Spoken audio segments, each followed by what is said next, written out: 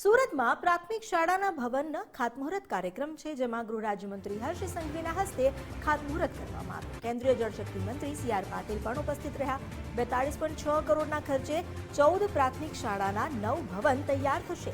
અંબાનગરમાં શિક્ષા વિભાગ અંતર્ગત આ કાર્યક્રમનું આયોજન કરવામાં આવ્યું છે।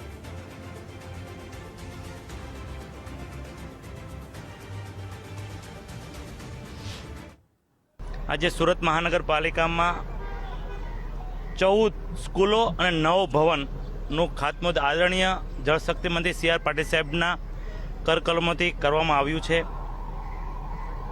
241 ઓરડા 9 શાળા મળીને છે અને 42 કરોડના ખર્ચે આ સ્કૂલોનું નિર્માણ થવામાં છે।